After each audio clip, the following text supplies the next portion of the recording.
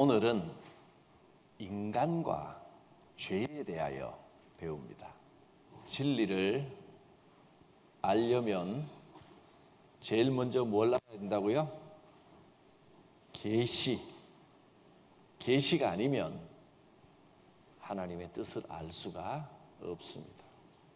그리고 그 계시의 주인이시고 계시의 기본은 하나님이십니다. 하나님이 어떤 분이신지 지난주에 살펴봤고요. 하나님을 알고 그 다음에 인간이 또 어떤 존재인지를 알아야 됩니다. 사람은 하나님 없이는 하루도 살아갈 수 없습니다.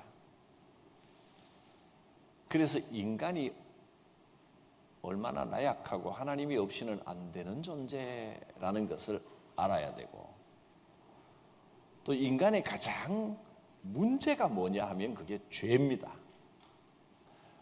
그래서 3과는 인간과 죄에 대하여 살펴보겠습니다. 먼저 하나님께서 사람을 만드셨는데 사람을 만드신 목적, 왜 사람을 만드셨을까? 사람을 만드신 이유, 또 목적이 무엇일까? 하나님께서 사람을 왜 만드셨을까요?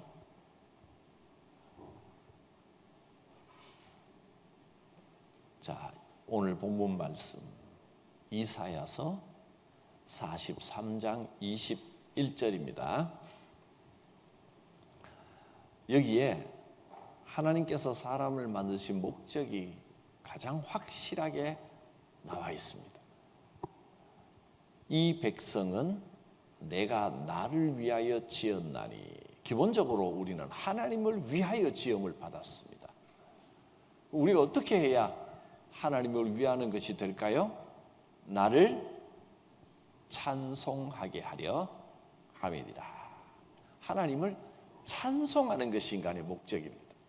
하나님을 찬송하게 하려고 우리를 만드셨다, 지으셨다. 여러분, 찬송해야 됩니다. 찬송이 뭘까요?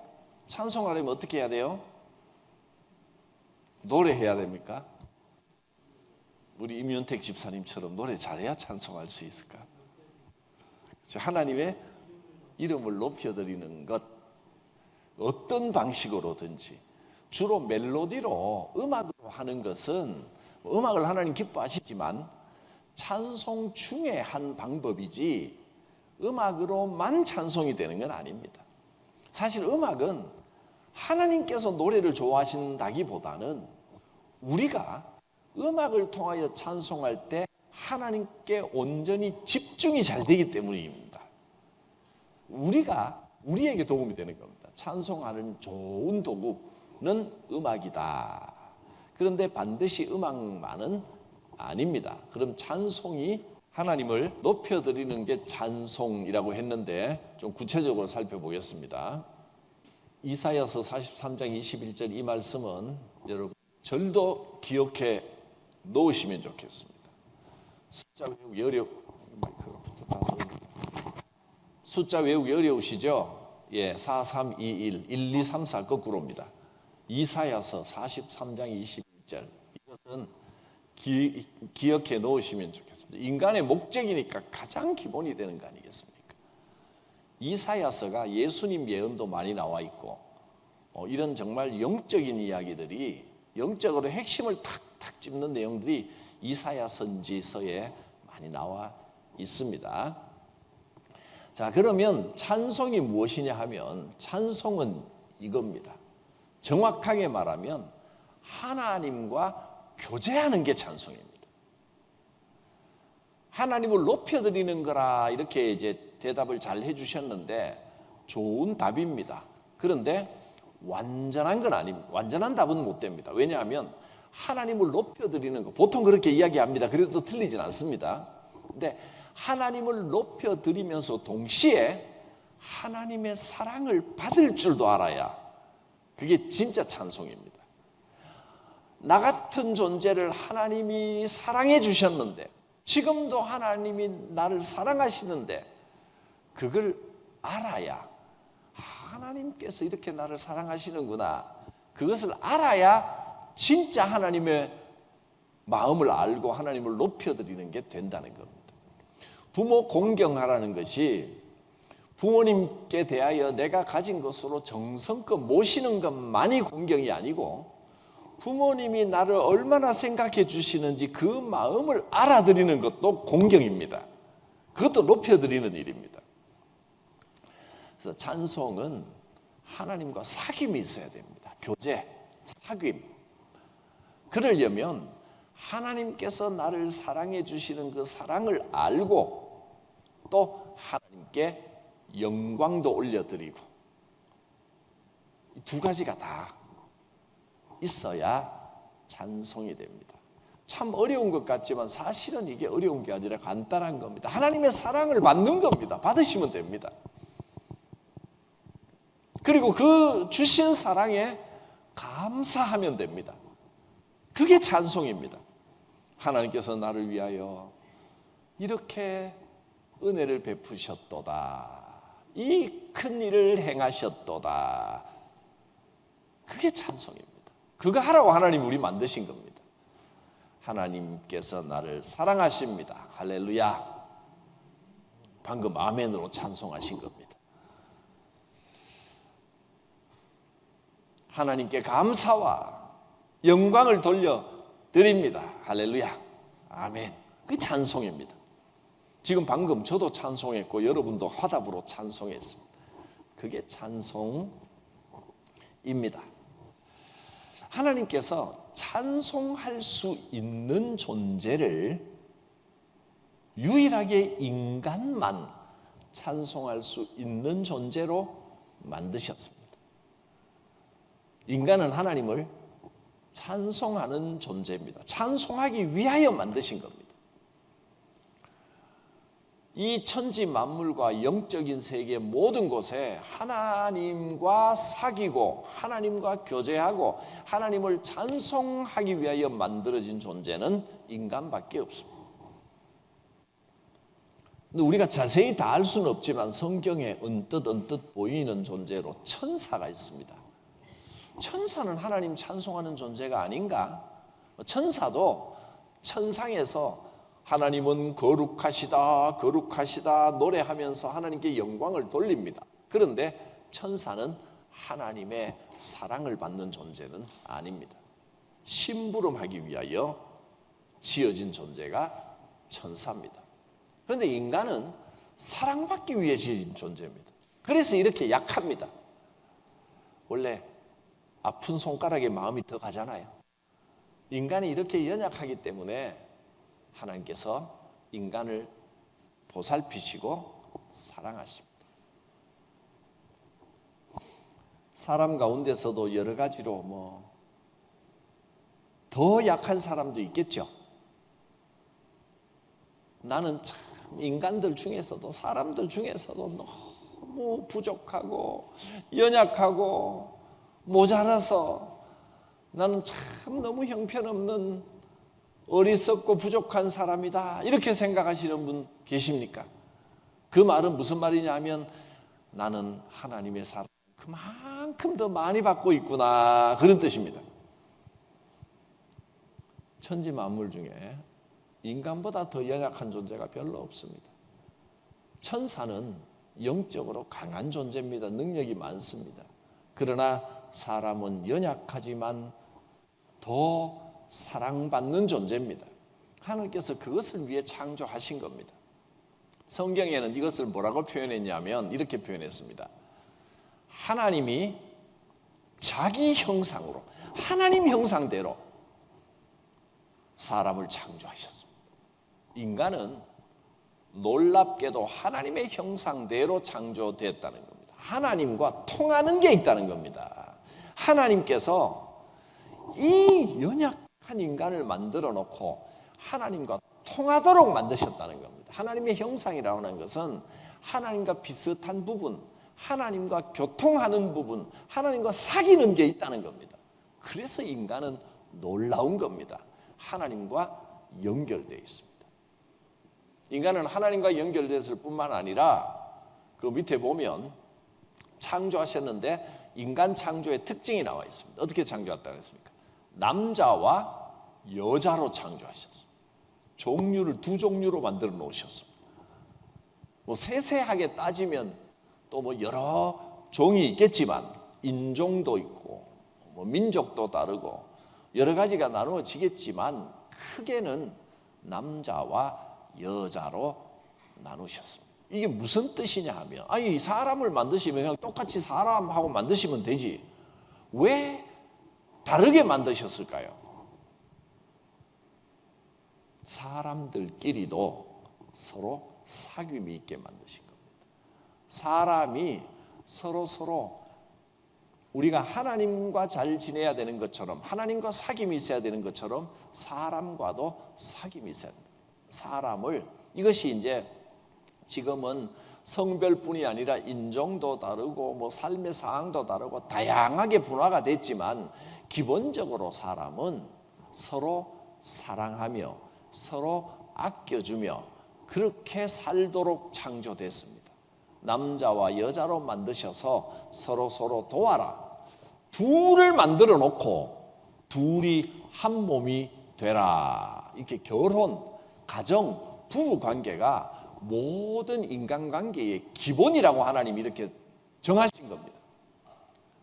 둘이 한 몸이 되라.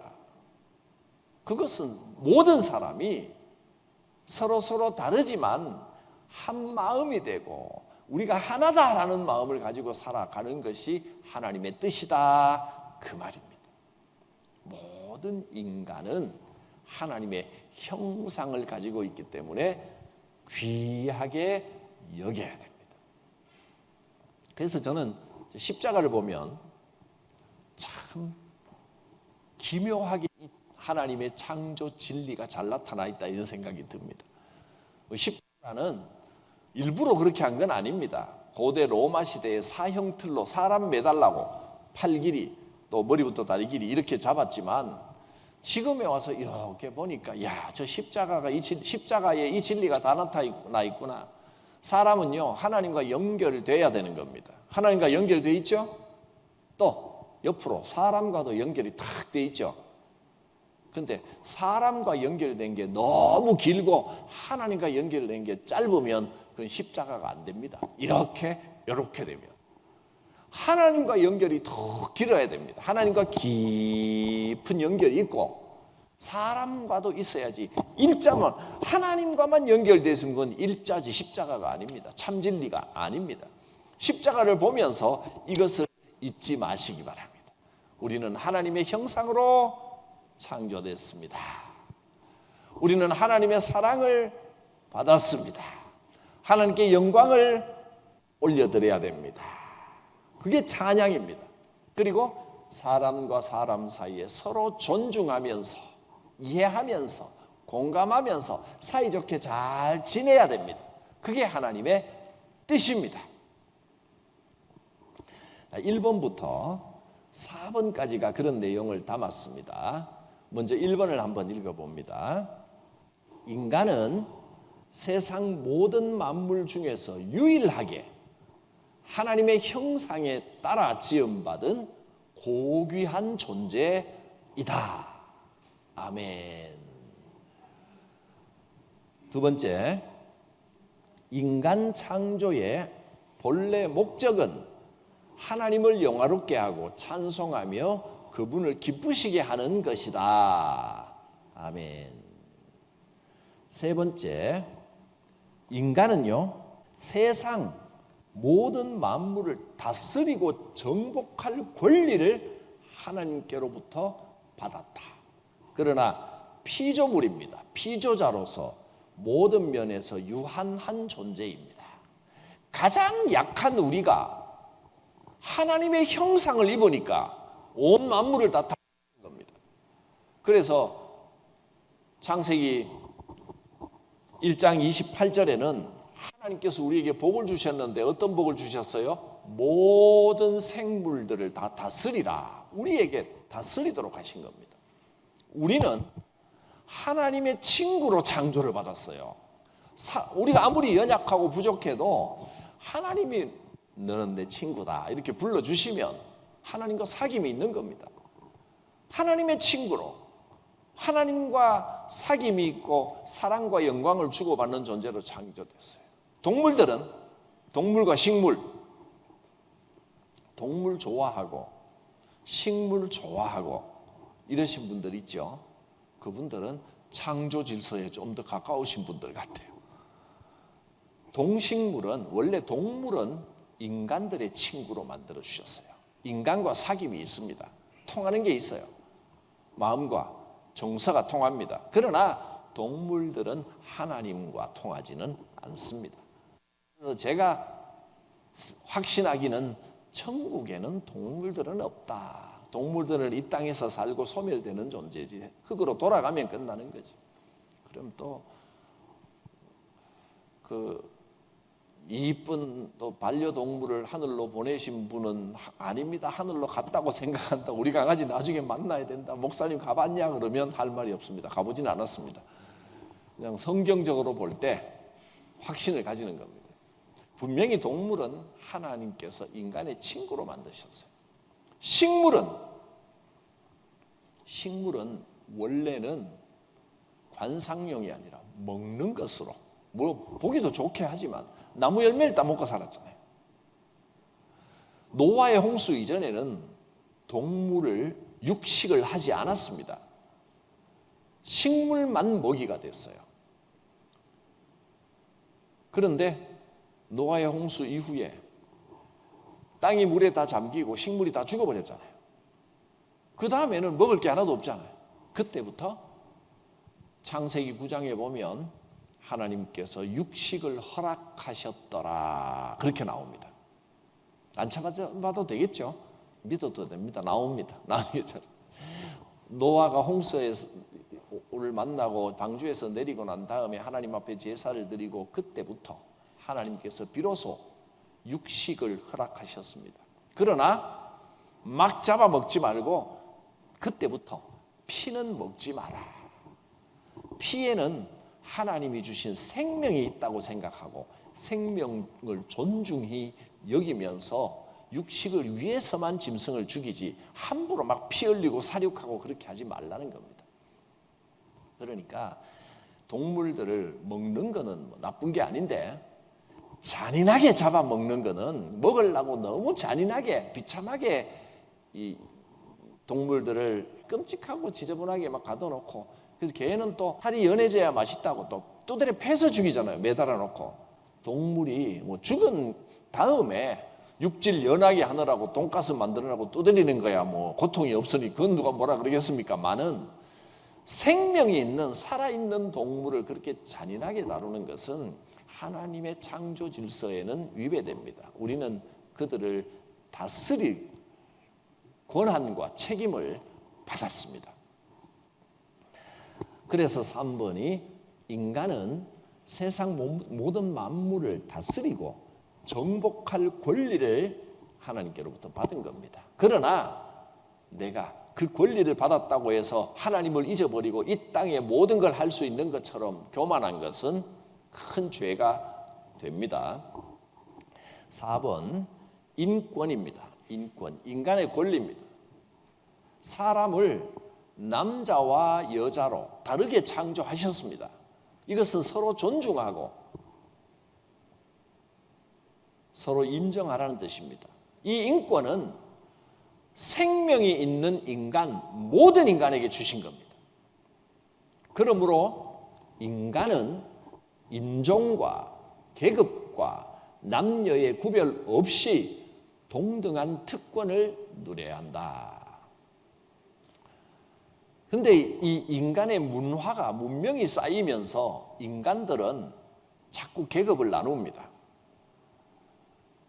그래서 서로 전쟁에서 잡아가면 노예가 돼버리고, 대대로 노예가 돼버리고, 종으로 삼고 막 함부로 부리고, 또 노예는 인간이라고 생각하지 않고 인간에게 주는 권리를 박탈해버리고, 그리고 세월이 또 지나면서 종교 안에서도 계급이 생겨가지고 바리새인들은 자기들은 거룩하고 또 사두개인들은 자기들은 제사장 계급이기 때문에 다른 인간들보다 더 나은 인간이라고 생각하고, 또 어떤 것은 학식도 계급이 되어버립니다. 공부도.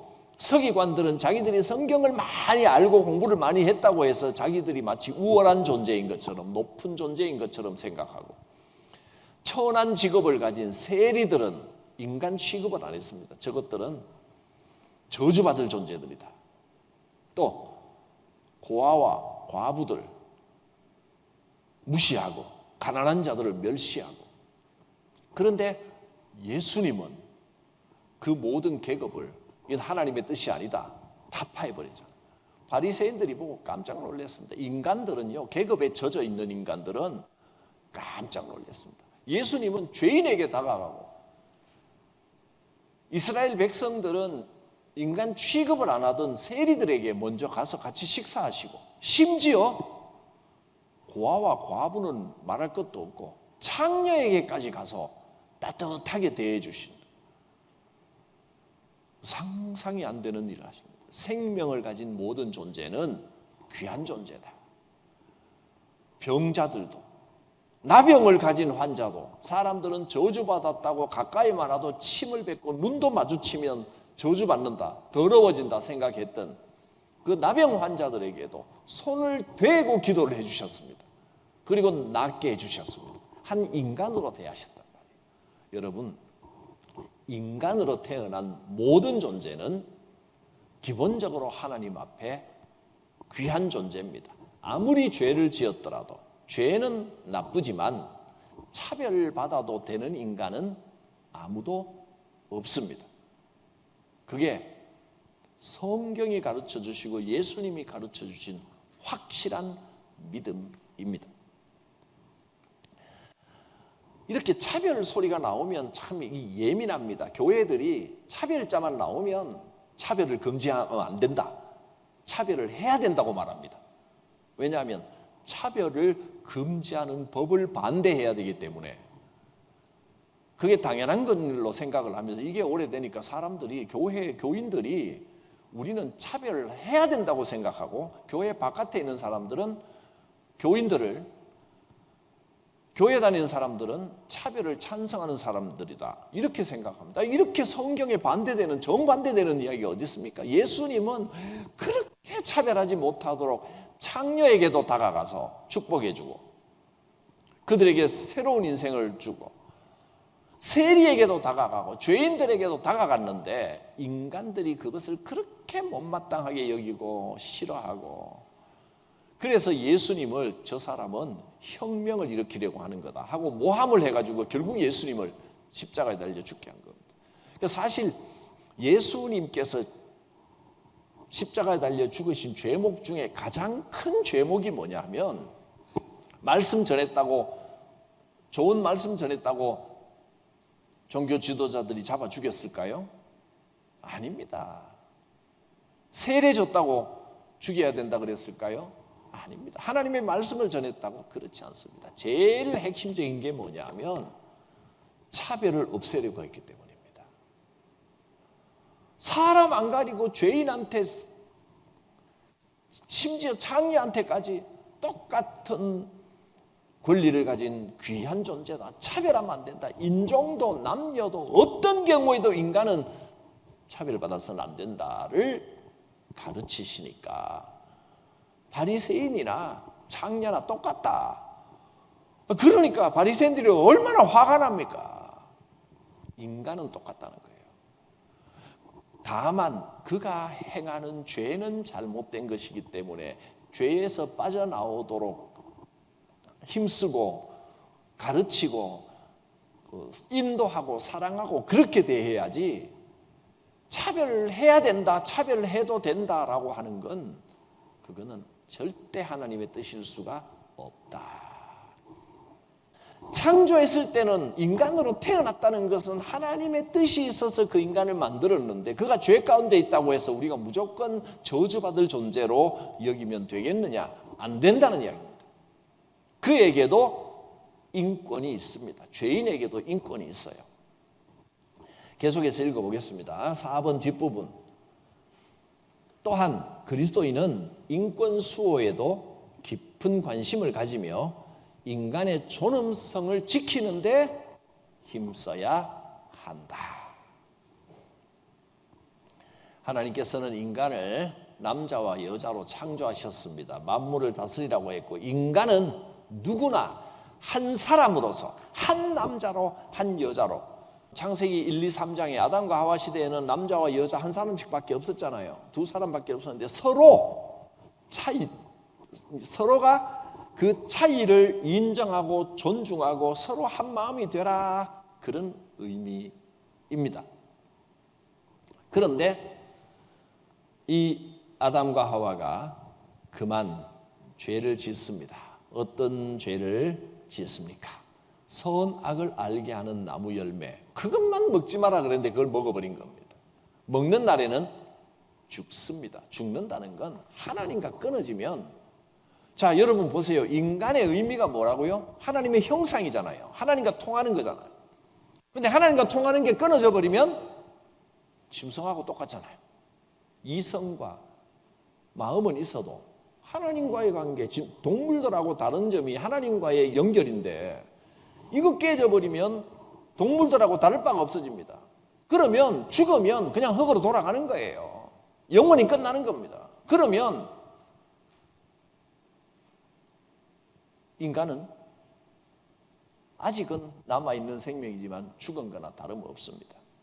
뿌리 잘린 꽃이란 말이에요. 잠깐은 붙어 있지만 금방 시들어 버릴 수밖에 없습니다. 5번 보겠습니다.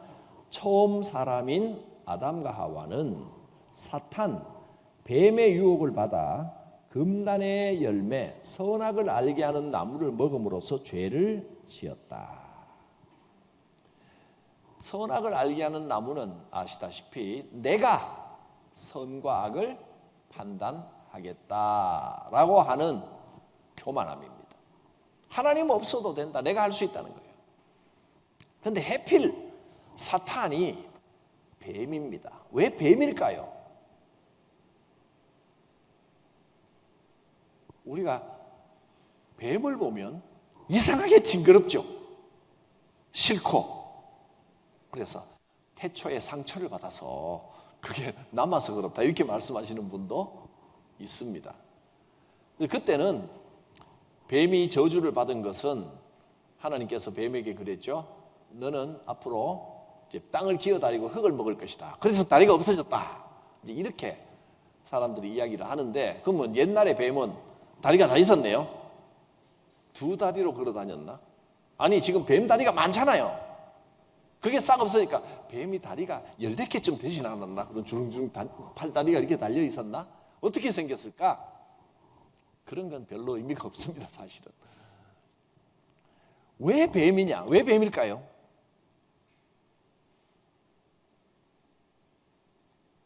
해필 그 많은 동물 중에 뱀이 사람들의 이미지에 지혜의 상징입니다. 뱀은 지혜로움을 상징합니다. 왜 그렇게 생각하는지 몰라도 느낌이 날렵하고 샥샥샥샥 다니고 또 눈이 빛나고, 뱀 눈,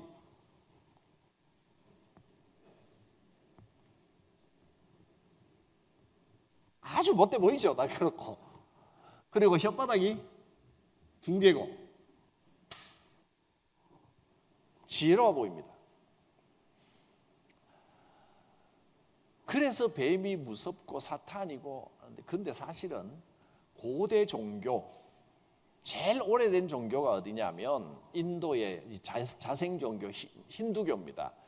오늘날 우리가 종교라고 말할 수 있는 형태, 그러니까 뭐 애니미즘이나 토테미즘이나 동물 섬기는 거나 물건 섬기는 거, 그런 거 어디 가서 비는 거 말고, 아주 원시적인 종교 말고 사람들이 좀 종교라고 부를 수 있는 형태의 종교 중에 최초의 종교는 힌두교입니다. 인도에서 생긴 종교, 인도의 종교, 그래서 힌두교입니다.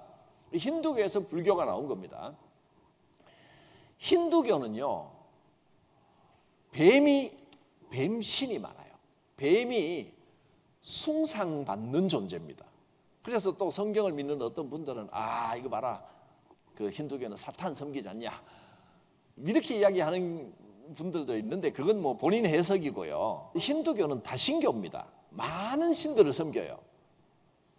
여기도 빌고 저기도 빌고 그 중에 아주 그 상위권에 있는 신들이 뱀머리가 되고 뭐 이런 게 많습니다.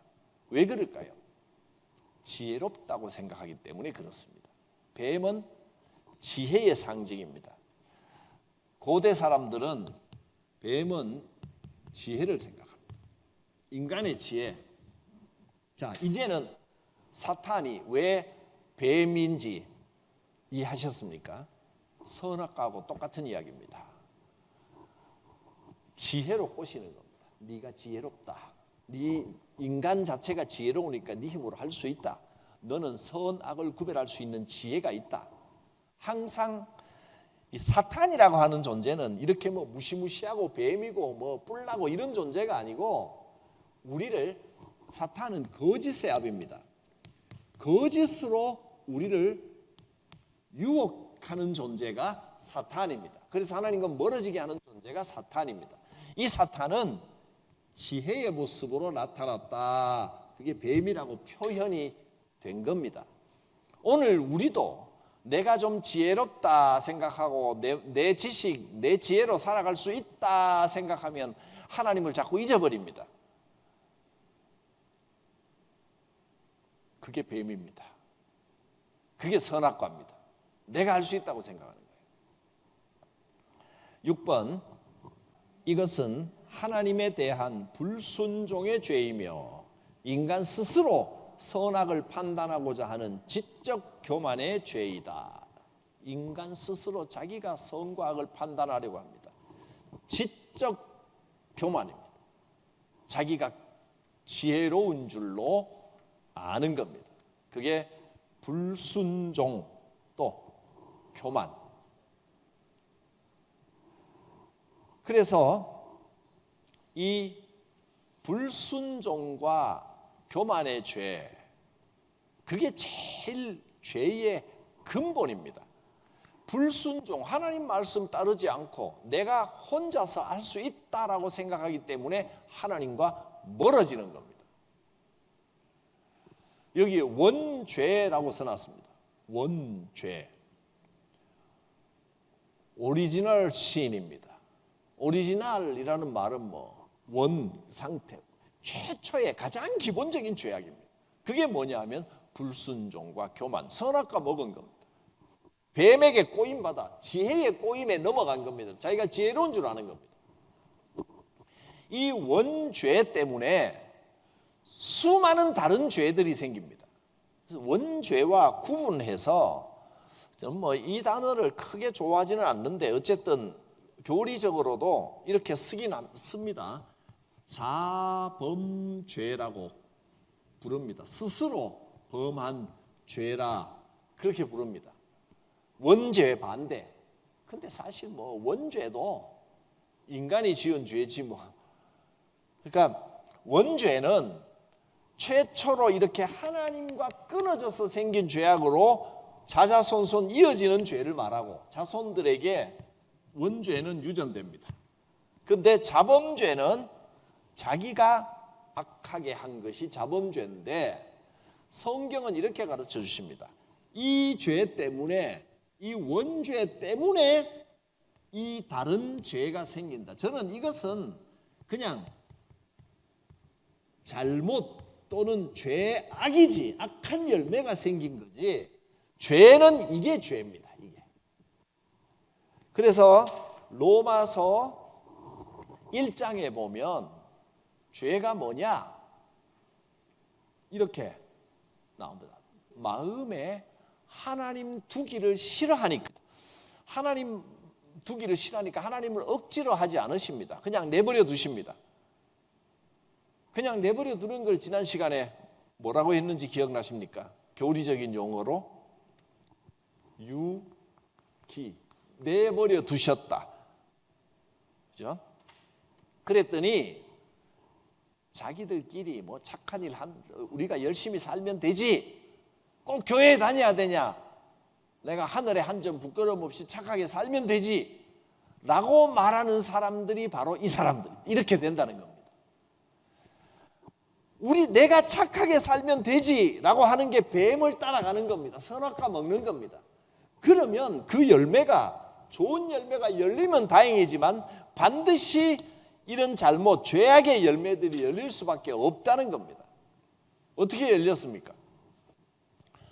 가만 놔뒀더니, 유기했더니, 가만 내버려 두니까 어떻게 됐냐 하면 불의, 추악, 탐욕, 악의가 가득하고 시기, 살인, 분쟁, 사기, 악독이 가득하고 수군수군하고 비방하고 하나님 무하시고 능욕하고 고민하고 교만하고 자랑하고 악을 도모하고 부모를 거역하고 우매하고 배역하고 무장하고 무자비, 이런 죄악들이 막 쏟아져 나오더라는 이야기입니다. 하나님과 멀어지면 이렇게 됩니다. 자기는 잘할 수 있을 줄 알지만 인간은 잘할 수 있는 존재가 못 됩니다. 그래서 그리스도 안에 있어야 됩니다. 우리가 잊지 말아야 될 것은 나는 하나님의 형상을 입은 존재입니다. 나만 그렇습니까? 여러분 옆에 계신 분도 하나님 형상을 입은 존재입니다. 아니, 옆에 계신 분은 인정을 하는데 좀 덜 친해서 멀리 있는 분도 하나님의 형상을 입은 존재예요. 죄인도 하나님의 형상을 입은 존재. 자기에게도 긍정적인 마음을 품어야 되고, 여러분, 인간은요 완전한 실패는 없습니다. 어느 바닥에 떨어져 있어도 하나님께서 사랑하시고 하나님의 사랑을 받기 때문에 반드시 솟아날 구멍이 생깁니다. 스스로에 대하여 어떤 일이 생겨도 포기하지 마십시오.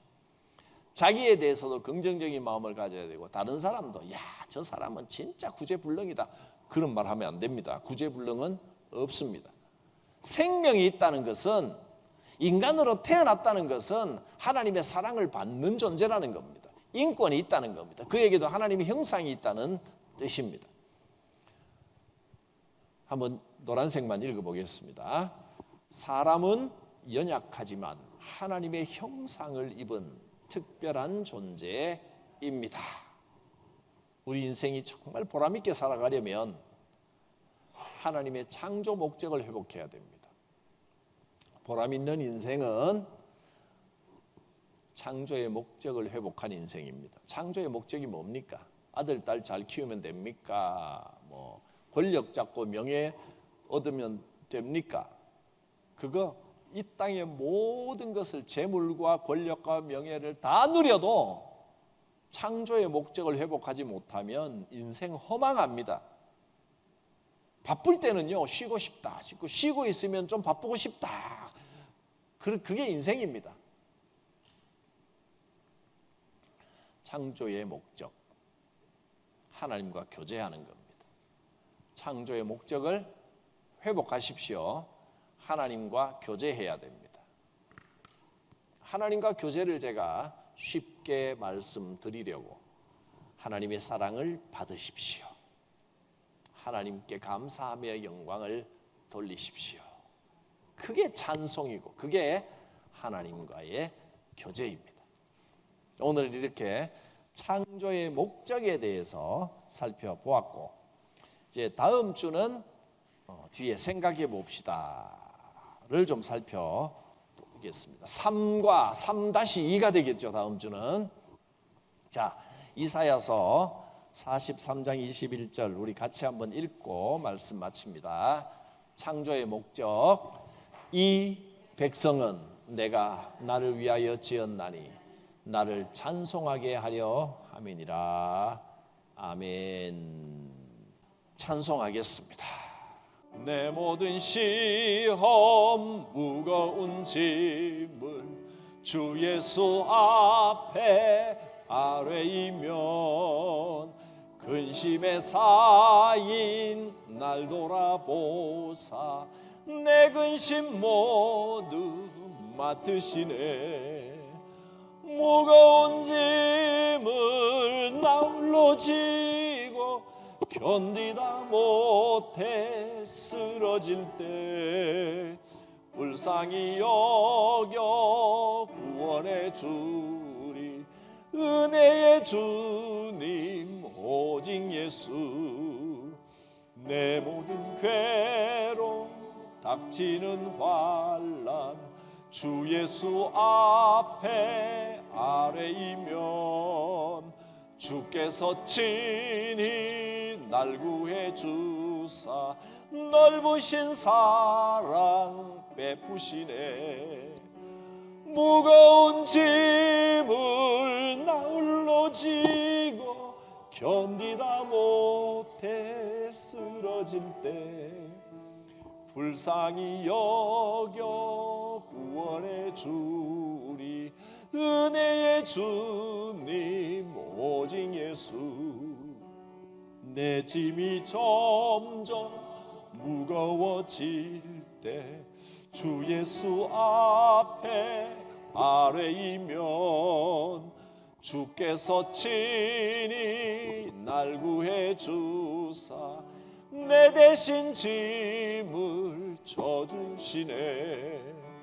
무거운 짐을 나 홀로 지고 견디다 못해 쓰러질 때 불쌍히 여겨 구원해 주리 은혜의 주님 오직 예수.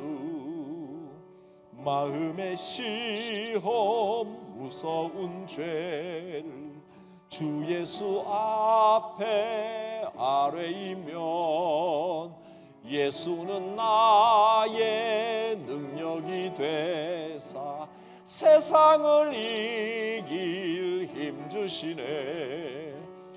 무거운 짐을 나 홀로 지고 견디다 못해 쓰러질 때 불쌍히 여겨 구원해 주리 은혜의 주님 오직 예수. 거룩하신 하나님, 주의 말씀을 통하여 우리를 오늘도 깨우쳐 주시고 인도해 주시니 감사합니다. 하나님께서 창조하신 그 목적대로 하나님의 사랑과 은혜를 흠뻑 받으며 그 사랑 안에 살아가게 하옵시고 감사와 찬양으로 하나님께 영광 돌리는 삶이 되게 하여 주시옵소서. 서로 사랑하며 하나님의 마음으로 존중하며 하나님의 형상을 귀하게 여기며 이 땅을 사는 동안 하나님께서 베풀어 주신 복락을 다 누리며 살아가는 성도들 되게 하여 주시옵소서. 우리를 지극히 사랑하여 주시는 하나님의 놀라우신 사랑하심과 내 모든 연약함과 죄를 대신하여 죽으시고 살아나심으로 우리를 정결케 하신 예수 그리스도의 대속의 은혜와 지금도 역사하시는 성령님의 교통하심이 각 사람 위에 충만히 임하시기를, 믿음의 가정 위에 임하시기를, 성도들의 생업과 주의 교회 위에 이 나라와 민족 위에 풍성히 임하시기를 축원하옵나이다. 아멘.